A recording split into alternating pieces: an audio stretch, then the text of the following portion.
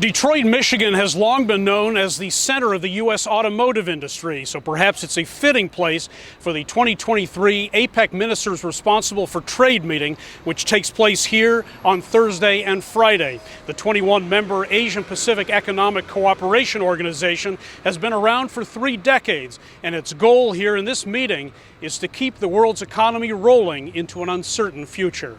Global growth has been sluggish this year compared to last year, at least according to current projections, as the world's economy tries to get past the COVID-19 pandemic as well as the conflict in Ukraine.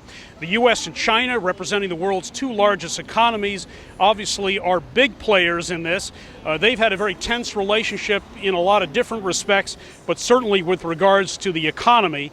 Of course, the tariffs that the U.S. placed on China some 5 years ago have played a role in that.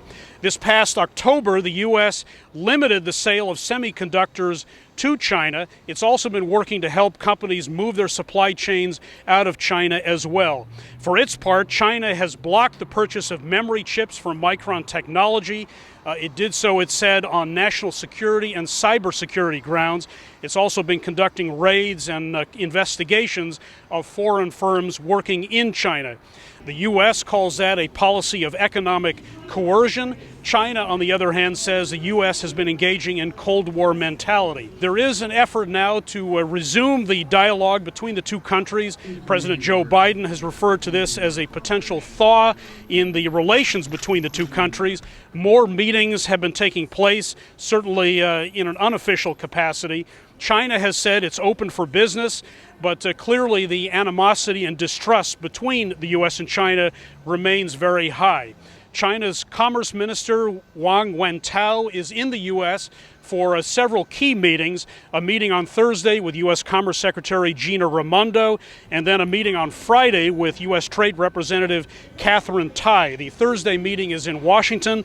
The Friday meeting is here in Detroit.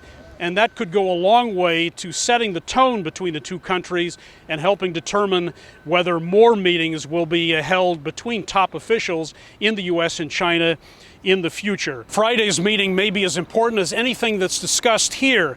The Asia Pacific Economic Cooperation Organization, in many ways, hinges on U.S.-China cooperation, which has been less than optimal after some very turbulent years. Henrik Sabrandi, CGTN, Detroit.